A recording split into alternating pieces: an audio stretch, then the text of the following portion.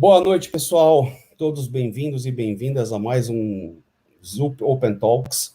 Hoje temos um convidado mais que especial, Beck. Antes da gente chamar o Beck, recadinhos rápidos. Por favor, visitem o site da Zup, zup.com.br. Temos vagas e temos nossos produtos open source, que foram... O primeiro deles já foi lançado, mas outros dois chegando. Só descer um pouquinho na página, vocês vão poder ver os 3 produtos lá. Então, sem mais demoras, I would like to welcome Mr. Beck.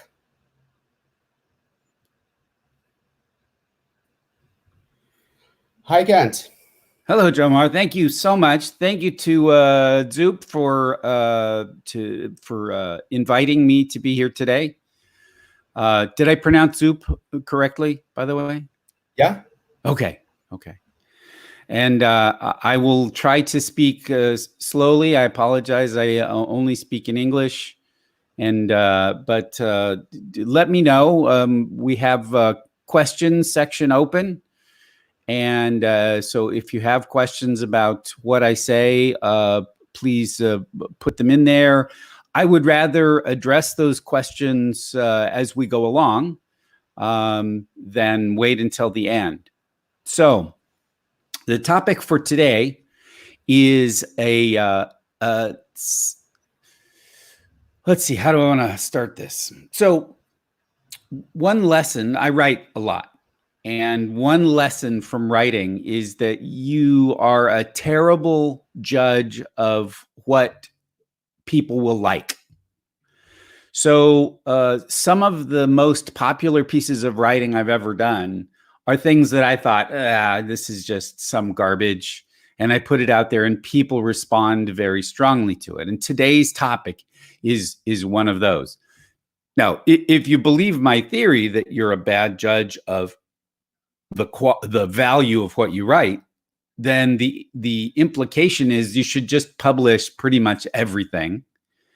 And one of those things is going to take off, but you won't be able to predict which one of those it is. So already I've given you a little something to take away about the philosophy of writing.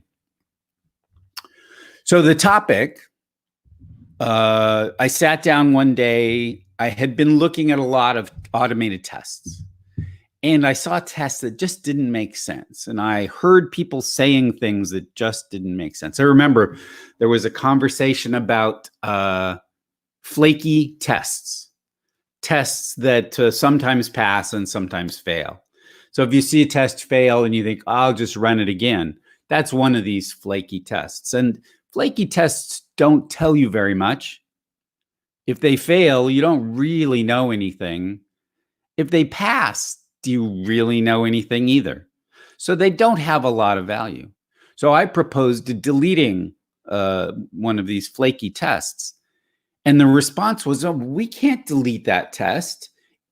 It covers portions of the system that no other tests cover. I thought, that doesn't make sense.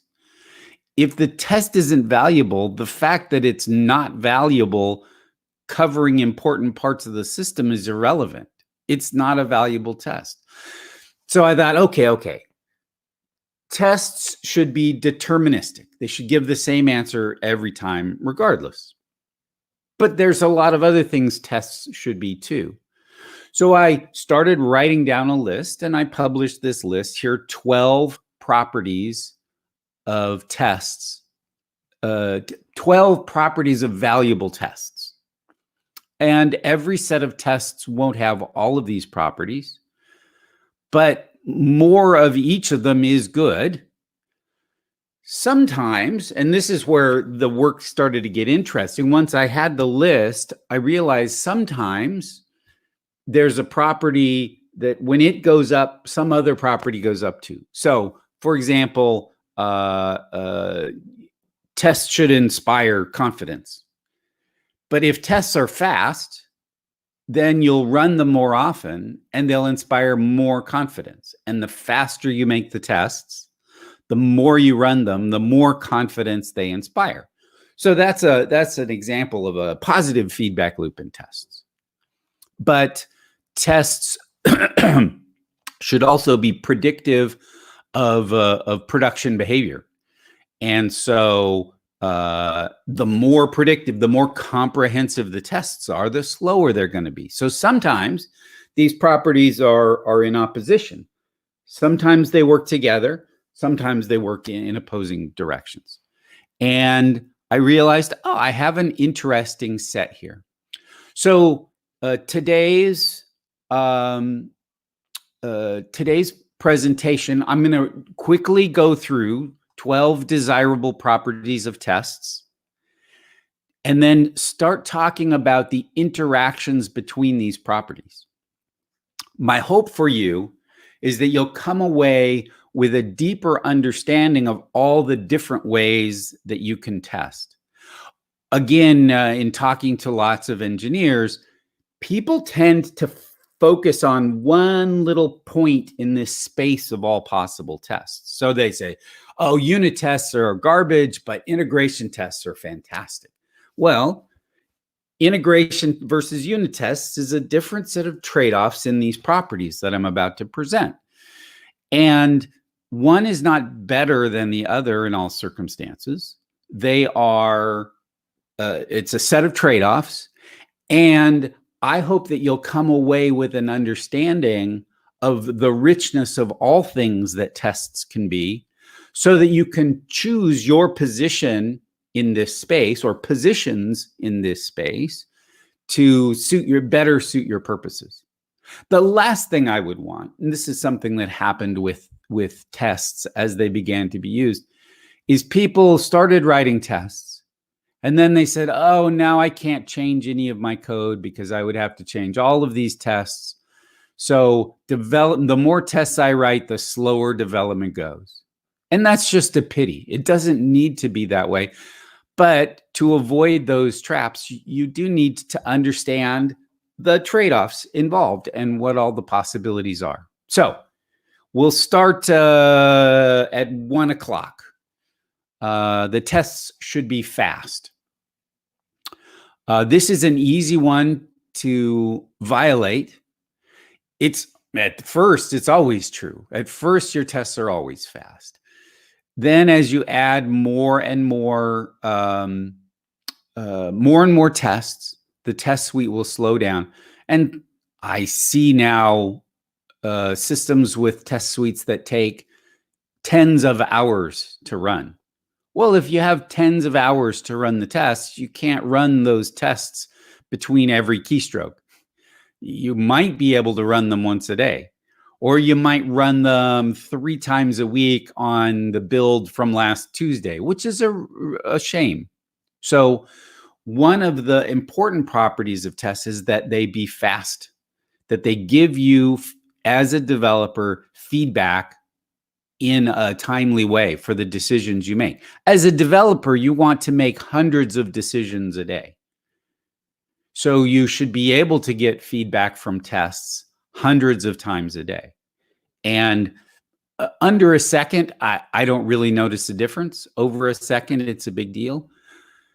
Some people, though, will say, how much coverage can we get from our tests, regardless of how long they take? And I think there's an interesting flip of that question, which says, I have a fixed amount of time. How much coverage can I get in that amount of time? And if that's the way you're optimizing, not to minimize the runtime of a fixed set of tests, but to maximize the confidence in a fixed amount of time. So try that as an experiment. So tests should be fast. Tests should be fully automated. Now, these days, that's not such a controversial statement as it used to be. When I was a tiny little programmer, tests would be done by large groups of testers, and testing might take months and months to manually go through a whole bunch of scenarios. There is a trade-off, automation versus non-automation, and it has to do with how quickly you get your first test running.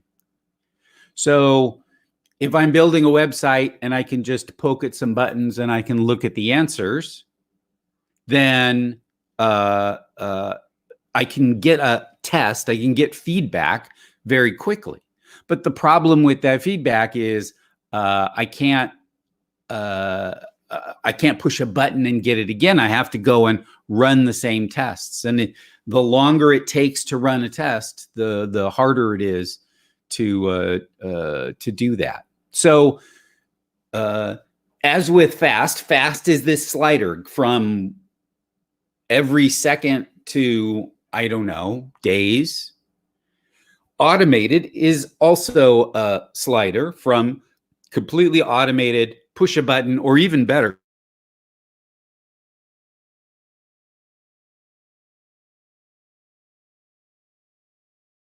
TCR videos. TCR is test, commit, revert. It's kind of TDD on smoking a little bit of something. And the tests in TCR are automated and they're connected to the IDE. So when you save any file, all the tests are run. If the tests pass, you make a commit. But if the tests failed, you revert to the previous commit. So it's weird. Give it a try. Have a look at those videos if you're interested. So again, with automation, you have a slider from completely automated. Tests are going to run without you even having to do anything. To, I'm going to go through a series of steps by hand myself. Third property here is a deterministic. The test should give the same answers every time. And this is one that has there are some subtle problems with it. We had tests at Gusto, my employer, that would fail sometimes. And they failed because they used randomly generated names. And every once in a while, the name Edith would be used. And the test was looking for a button that began with edit, E-D-I-T. And Edith begins with E-D-I-T. So when Edith showed up, the test would fail and all the other times it would pass. So it takes more care to make tests deterministic. If you have concurrency, that makes this problem much more difficult. And then you're going to have to go look in the computer science playbook to find ways of making tests of concurrent code deterministic. It's possible. You may have to make some trade-offs, say with speed or some of the other properties we're going to talk about, but it is possible. Lastly, up here in this top section is that tests should be isolated. That is, when I run a test, the previous history of test running shouldn't affect the results. So a common violation of this property, I was going to say a common mistake, is not necessarily a mistake, but a violation of this principle is previous test leaves something in the database. This test accidentally depends on it. And then someone swaps the order of the two tests, and now the test fails because it was accidentally using stuff. So a way to ensure that your tests are isolated is to only use state that has been created inside the test itself, never state from the outside. Okay, on the left-hand side, we have tests should be behavioral. So what this means is that if the tests are kind of a filter. We have this filter, we drop a program in. If it's a good program, it falls through. If it's a bad program, it gets caught and stays up here.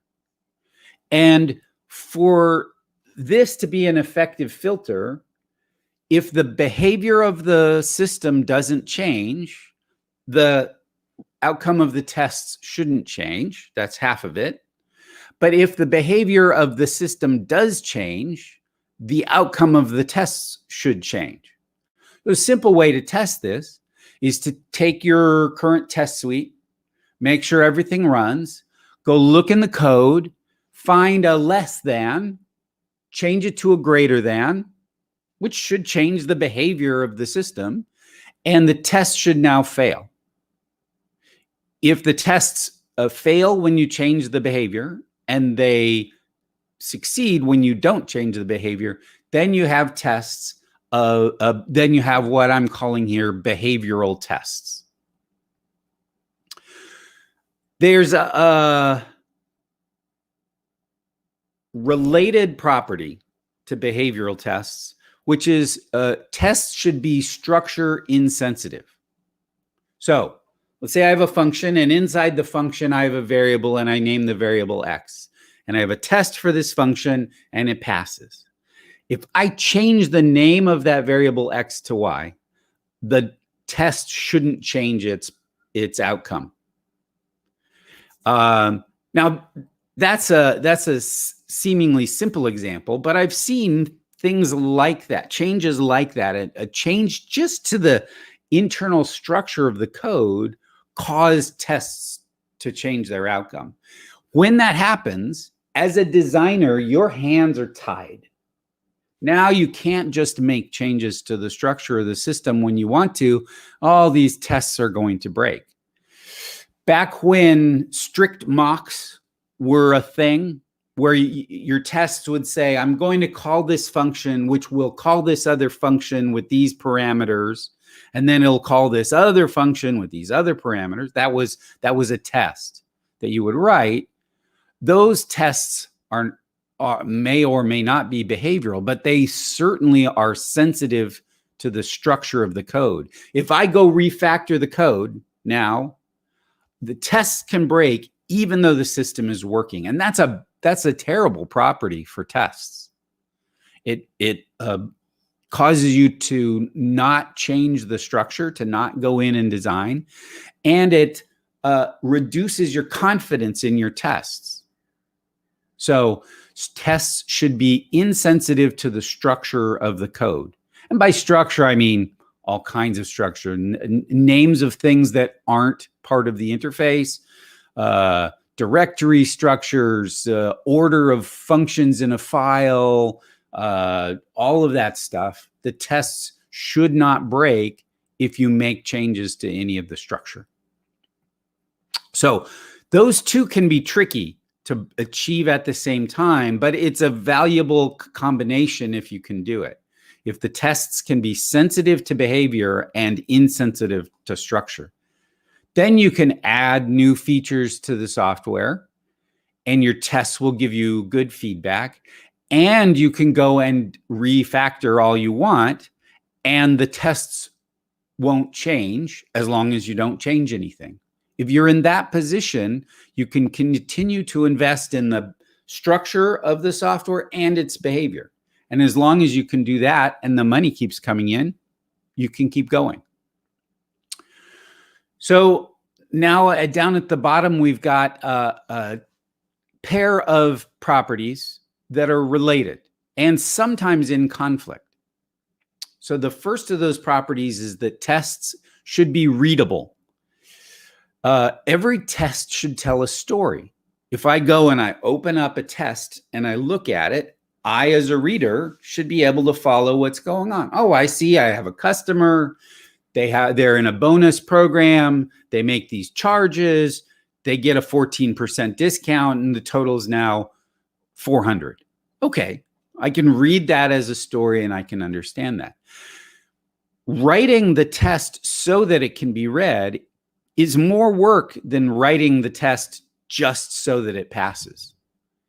And there are habits to it that are valuable, but more importantly is this attitude that you, as the writer of a test, are writing for an audience of readers. This isn't just so the computer will run the tests and the tests will pass. This isn't so that continuous integration will work correctly. This isn't so that your coverage metrics are so. No, you're writing a test so that someone can read it later on and understand That critical question every programmer asks every day, what in the hell were they thinking? The tests can give you a powerful clue to what was going on at the time the code was written. Readable tests oftentimes conflict with writable tests. So if a test is hard to write, this is a clue that there's something wrong with the design. And I like to take a step back. Oftentimes you can make tests more writable by adding a little bit of tooling. I have some factory method that produces a customer for me. That can be in conflict with the readability. All of the detail that's hidden by making tests easier to write might be detail that's important to a reader later on. As you gain skill in writing tests, you're going to have to learn these trade-offs. You're going to have to learn what the tricks are, what they're good for, and what the costs are over time. But if I'm looking at a set of tests and I say, man, this is just hard to write, that's a clue that there's something wrong and I should be thinking about it. Okay, so now we go to the right side. This is a cluster of properties. The first one is composable tests. And now I'm going to try and think of an example. Let's say we have a price calculator, and it works in multiple currencies. The code that handles currency is completely separate from the code that totals up a bill, though. What I want is to have a set of tests for currency conversions and a set of tests for totaling up a bill. And I don't want, and this is the important part, I don't want to have to write tests for the cross product of here's 14 scenarios on totaling up a bill, and here's 8 scenarios for handling currency. I don't want to have 14 times 8 tests. I want to have 14 tests plus 8 tests plus one more that combines the two just to make sure that they come together. So if you find yourself, and I'm afraid I don't have a more specific advice about how to achieve composability, but here's a clue that your composability slider is drifted too far. If you find yourself having to write those kind of cross-product tests, now the first 2 dimensions are painful, but not so bad.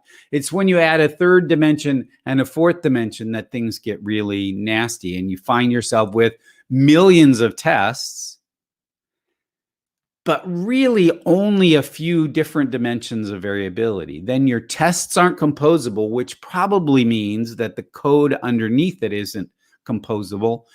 And again, it's not a testing problem, it's a design problem. So that's composability. Tests should also be specific. That is, if a test fails, I should know exactly what went wrong. This is oftentimes true of unit tests. If you work with unit tests and for some length of time, you'll get to know the tests that tend to break frequently. So here's a sidebar. The number of times a test will fail in its lifetime is distributed according to a power law. So most tests will fail either 0 or 1 time. And then there'll be one really annoying test that just breaks all the time. And if you graph that, you'll get this power law, very characteristic power law distribution. So when that annoying test that fails all the time, when that fails, you'll know exactly what went wrong. That programmers who didn't write automated tests, when they begin writing automated tests, oftentimes discover that they don't use the debugger anymore. And that's a big surprise. And was to me, I I was very proud of my skills with the debugger, but here's the debug. Here, if I have tests and if I make a mistake, poof, there's the answer right there. So tests should be specific, which can be in conflict with the next property, which is tests should be predictive. An ideal set of tests looks like if the tests are green, production will be fine. And if you have 100% correspondence between green tests and production is fine, then you can push to production anytime you want because you know whether things are going to be fine. Now, that correspondence is never going to be exactly 100%, but you can get pretty darn close. But this can conflict with tests being specific. A test being specific says, if there's a problem, I know right where it is. Test being predictive suggests that the tests are covering the system as a whole. So here's where we get to, we can look at a distinction like integration versus unit tests in terms of these properties. Unit tests take specific and slide it all the way to the right. Fast, slide it all the way to the right. Integration tests say, no, we're going to try and be predictive. And if that means tests are less specific, an integration test fails, what went wrong? Oh, we're going to have to go do some work. So if I move the predictive slider over, the specific slider has to go. Now, that's not to say that one kind is good and one kind is bad. There are trade-offs to all these decisions you make. And my goal with laying out this is to help you be aware of the trade-offs that you're already making and to open your eyes to new potential trade-offs that you just hadn't thought of because you hadn't put this all together. Okay, now we come to the last one. This is the most surprising one to me. Now, it might sound strange that I'm surprised by what I write, but the very best moments in writing are when you write something down, and you look at it and you think, what does that mean? And this was one of those. I'd listed all these properties of tests and I wrote down inspiring. And I thought, well, what does that mean? And then I thought about it for a while and I realized, no, that's exactly what I want my tests to be.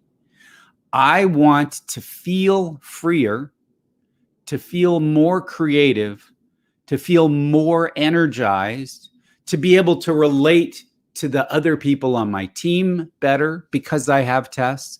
I want to have better relationships with my managers, my investors, my customers, because I have tests. So all of these properties add up to the most important properties of tests, which is that they should be inspiring. And if you ever have a moment with your tests where you think, now I have to run the tests, you have failed to achieve the highest purpose of tests, which is inspiring. Now, happens for all kinds of reasons, maybe good reasons, maybe bad reasons. But what I'd like to conclude the presentation part of today with is if your tests are anything less than inspiring for you, then you have an opportunity to learn, to go look at the other properties. Can I make my tests faster? And that'll cause me to run them more often. So I'll believe in them more. So I can push to production Friday afternoon. Don't get me started on Friday afternoon. People say don't push to production on Friday afternoon. If you're afraid to push to production on Friday afternoon, you should figure out why you're afraid and fix that. Tests may be part of that. Okay, end of my rant. Coming back, you should look at these properties.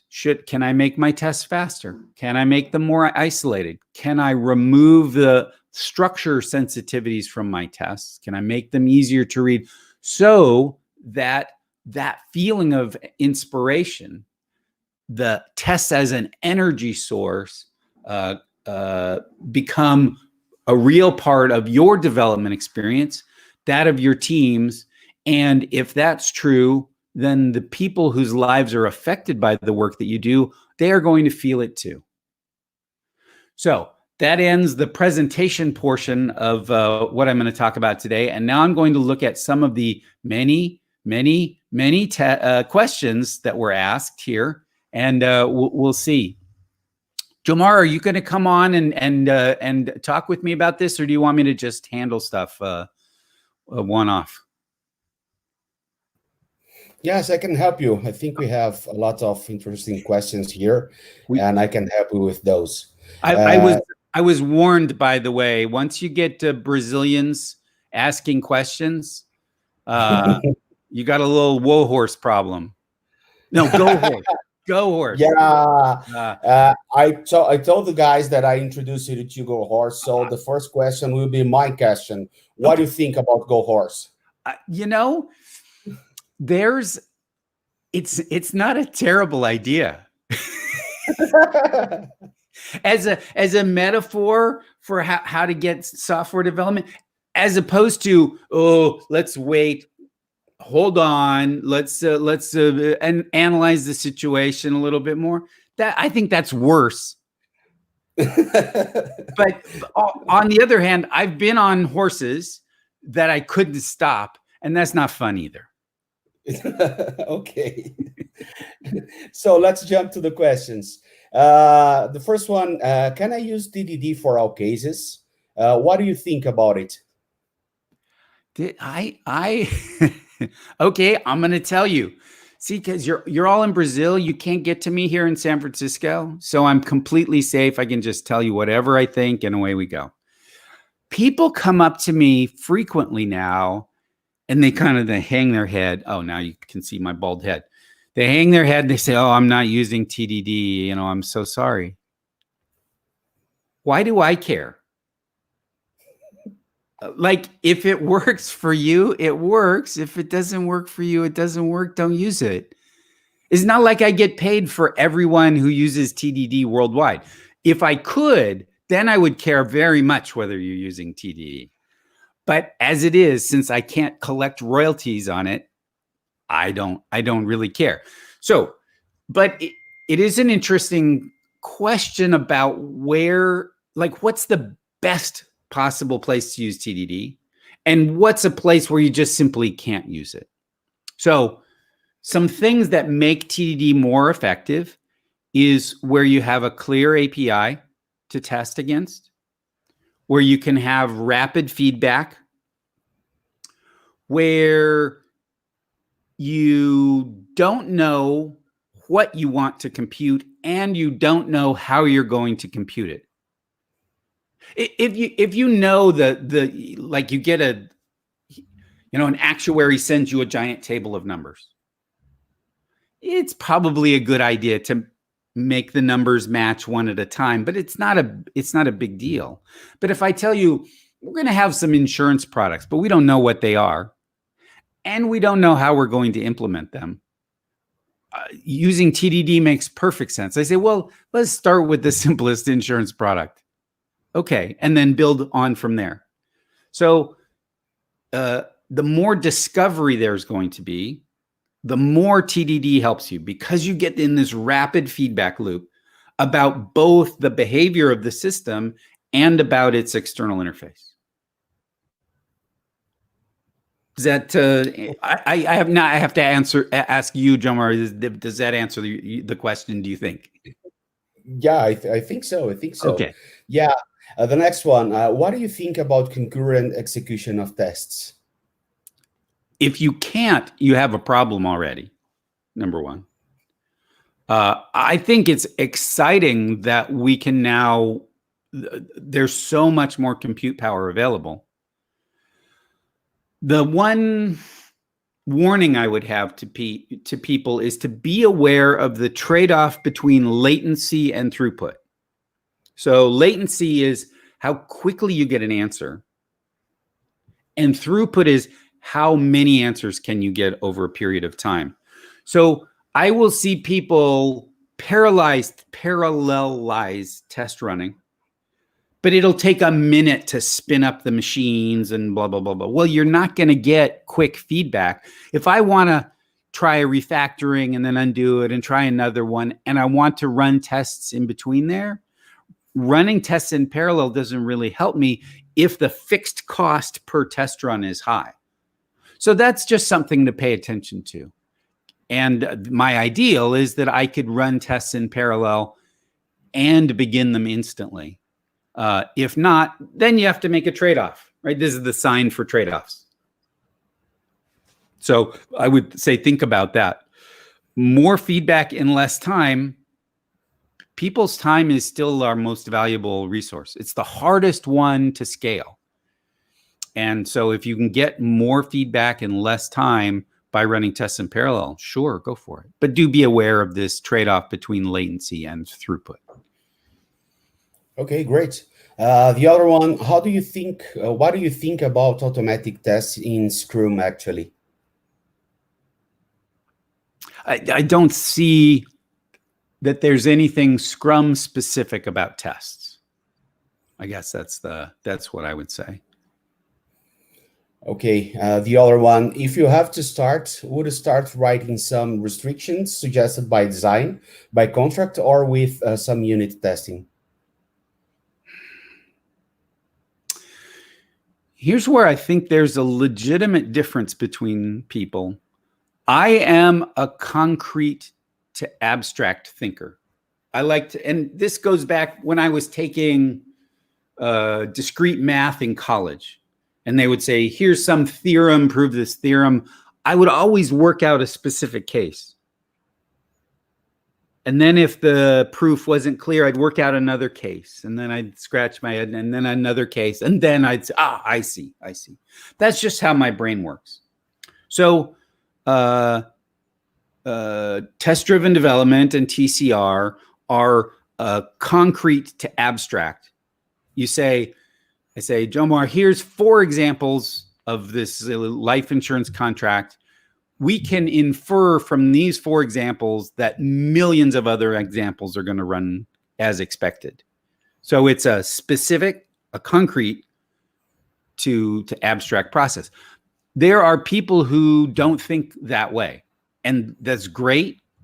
I want to be able to embrace all the different styles, but somebody who's an abstract thinker is more likely to appreciate design by contract, where you say, or property-based testing, where you say, look, this is true of all calculations, right? To whatever the number of things coming out, you're going to get the same number going in. You're going to get the same number of things coming out. That's just true regardless. Whereas a unit test might say, I put 2 things in and I make sure I get 2 things out. I put 3 things in, I make sure I get 3 things out, and you figure out the rest. So I think the first question is to be aware of your own style and the style of your teammates, and then match your tools to that style. The thing I'll argue for concrete to abstract, which is it scales very well. So if I have a medium-sized problem and I pick out an example, I can make progress. If I have a gigantic problem and I can still pick out a specific example, I can still make progress. If I insist on defining the universal properties for a medium-sized project, maybe I can do that. But then I get a gigantic project. Well, what are the universal properties of this gigantic project? Oh, it's harder to understand. So for me, I like the scaling properties of working from tests, because I always know what to do next, right? If the tests all pass and the design's good, then I need to write another test. If a test is broken, I need to make it pass. And if the tests all pass, but the design smells bad, then I need to fix the design, right? I always know what to do next in that. And for someone like me who carries a lot of anxiety around, that's just wonderful. I don't have to sit there and go, oh, I could do this, I could do that, I could do a million things. I'm going to look at Twitter. Right? I have a specific list. Here's the 3 things I can do, and I know which of those to choose. Bink, bink, bink, bink, bink. Okay, great. The other one, in order to make tests specific, is it a good practice to make one assertion per test? I don't know who invented that rule. It wasn't me. I invent a lot of rules, but that's not one of them. I would say, okay, so here's a research project from someone. I mentioned power laws earlier. I believe that the number of assertions per test should be distributed as a power law. If you didn't have that rule and you just let programmers go and write a bunch of tests and a bunch of code, and you said, okay, I'm just going to count the number of assertions per test, and I'm going to build a histogram of that, I think you would find lots of tests with one assertion. You might find a few tests with no assertions, but then you find the person who wrote that test, and then you just hang them up outside the front door, and then you don't have that problem anymore. So you have a lot of tests with one assertion. You'll have half that many tests for some value of half with 2 assertions, half that many tests with 3, and da, da, da, da, da, da. And that seems to me like it follows natural law. I don't get it. I don't get excited about one assertion per test. I don't see what's the point? What bad thing are you trying to avoid by only having one assertion per test? That's what I don't get. Because I violated that rule and I'm still here. Okay. The other one, what is the difference between specific and deterministic? Deterministic just means that you get the same answer every time.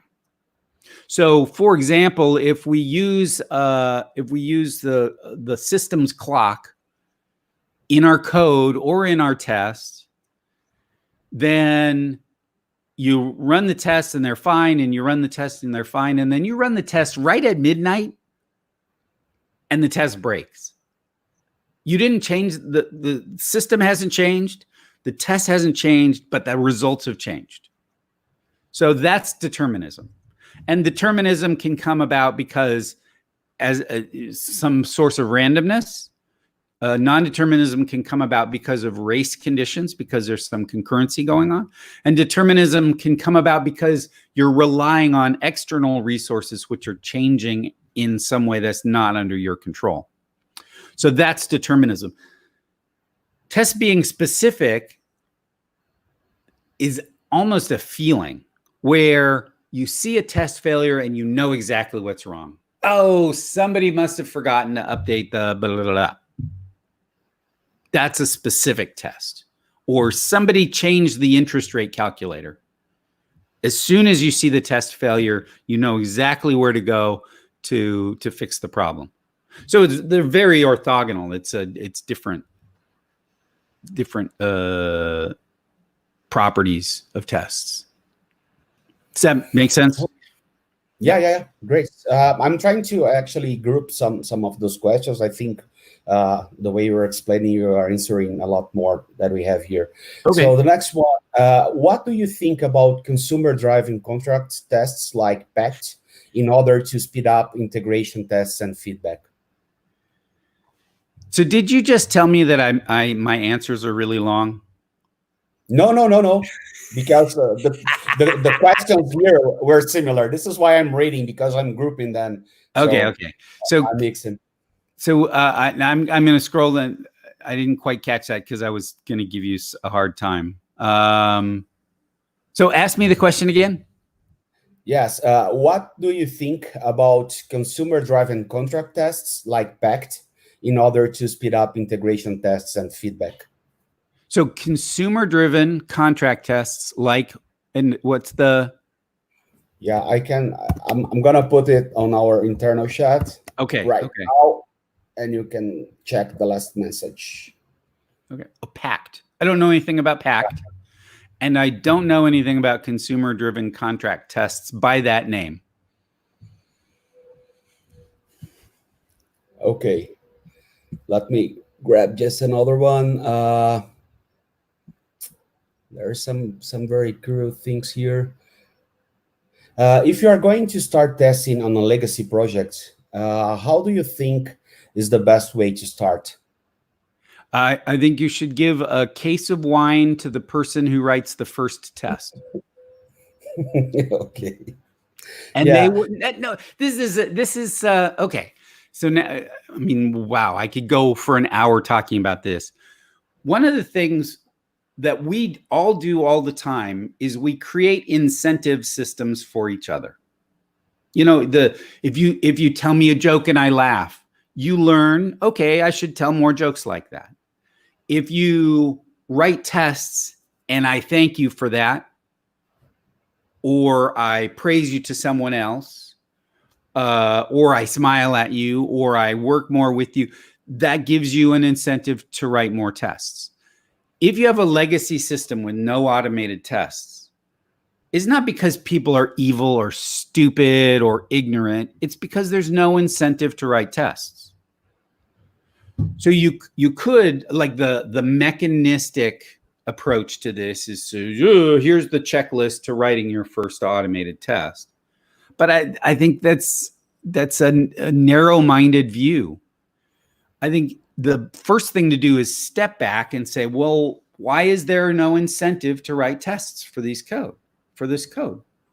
And I'm not a big fan of money as a motivator because it comes with many downsides, but alcohol works really well. Okay, great. I will try to combine some of the other questions, but two decades since TDD proposed as an XP practice, do you think, how do you see the adoption on academy industry? What do you think are the most common barriers for adoption? And also, during the developer formation and studies, why do you think it's the best moment to introduce TDD to someone that is learning to develop? So I'm going to start with that last one, and I'm going to let you remind me of that was a long question. Okay. So the first moment, the most powerful moment to introduce TDD is before someone learns how to code. My oldest daughter, I have 5 kids. My oldest daughter, who's now 36, and I have no grandchildren. Like, anyway, that's another set of complaints. My oldest daughter, her first programming lesson was to ask me if I had written a test yet. This is sit with me, and she was, I don't know, 10 maybe, 9. Sit with me, just ask me if I've written a test. So she was introduced to that right away. I think the thing that draws many geeky kind of people into programming is this sense of control, right? The outside world is a scary place. People are unpredictable and do all kind of crazy stuff. Inside this little box, the world is very predictable. Now, it turns out that inside that box is not terribly important to your success, but you do have to be able to program. And the addictive part of it is I learn something and I gain power inside this little box. And TDD is a way of reinforcing that so much faster, because you can say, well, I wonder if this works. No, it doesn't. There's you can even play this as a game. Every time you run the tests, before you run the tests, you predict whether they're going to be red or green. And then your learning goes even faster. I love this technique. It's fun. It's a little scary too, because you're like, well, now do they work? No, you have to say red or green. So you say, oh, I think they're going to be red. And then you learn something. So I want to introduce that loop of these little bite-sized chunks. You're never confronted with implement a text editor. Oh, just like, okay, what's the first test? Make that work. What's the next test? Make that work. What's the next? From the very beginning, there's no reason to not to take advantage of that feedback loop. Now, I don't know, in Brazil, I was only in Brazil once, and this was a long time ago. I, of course, have to come back, but do you have the equivalent of potato chips? Or do you have potatoes? Yes. Yeah. So you just want to eat the whole bag, right? One at a time. Nobody looks at a bag of potato chips and says, I want to eat all of this. They just grab the first one. You just grab one and then you grab another one. Well, I don't see that there's any reason not to begin that cycle the very first day. The syntax looks the same. Like if it was up to me, that would happen. Okay, that's part of it. Another was this question about academia versus industry. Yes. Okay. How go is ahead. the adoption on academic and industry world, and what do you think are the most common barriers for adoption? Yeah. So it seems to be rare in academic studies, and I'm not sure why. It's easier to grade people's work if they're using TDD. In academy, in industry, some people use it, some people don't. At Gusto, where I work now, some people use it, some people don't. People come to me as the father confessor, mea maxima culpa, I don't use TDD. And I say, I don't care. So it's used sometimes and it's not used others. Although this was 2 months ago when there was an office and I would go to the office. I was walking past a brand new Gusto employee and I heard in passing, I heard this TDD stuff is awesome. He had no idea that I was there or that I worked at Gusto or anything. So that was really cool to be able to see that. So it's spread a long ways. It's certainly not universal. There are people who don't like, so TDD forces you to make decisions in a particular order. Right? If you think of all the ways that you could make all the decisions in programming, there's API decisions that have to get made first before you think about any implementation decisions. And there's people who don't like that. Would they be more effective if they did it some other order? I don't know. So yeah, it's gone a long ways. Lots of people are still using it. Whether 20 years from now it'll be more widespread, universal, just a curiosity, yeah, who knows? How many more questions do we have time for? I think I'm going to make the last one. We are almost on the top of the hour, but this is something that I think we really want to hear from you. How do you think, it's not about tests exactly, but how do you think software development methodologies will evolve on the next 10 years? And what do you think are the next challenges?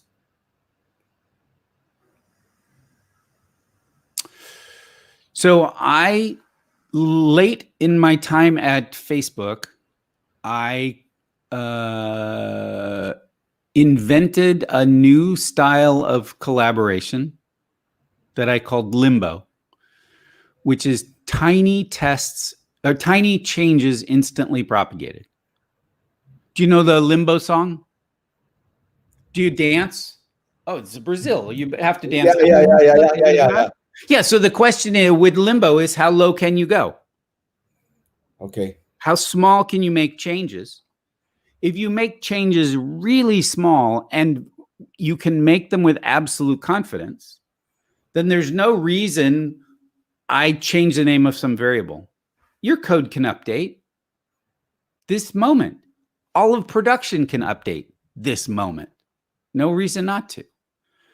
So could you, this is where I think it's going. Used to be you deployed once a month, you were going really fast. and then once a week, and then once a day, and once an hour, and once a minute. Well, people don't get to once a minute, but what about once a second?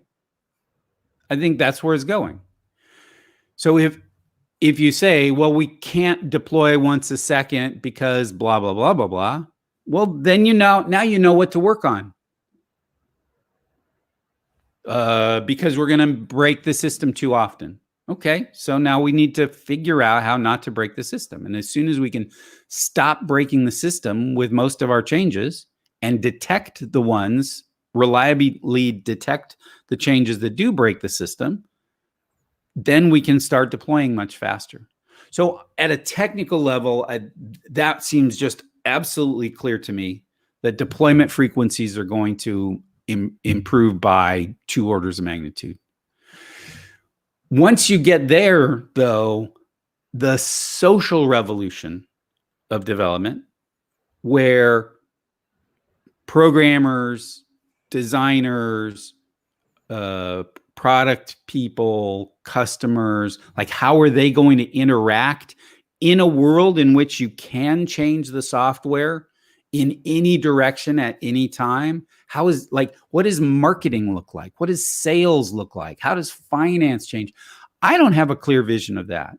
I do know that once you have that technical capability of changing the software in any direction at any time, new horizons of all of those dimensions that I just mentioned, on the business side, what does customer service look like? All that stuff will be able to change, and some of those changes could be very, very beneficial.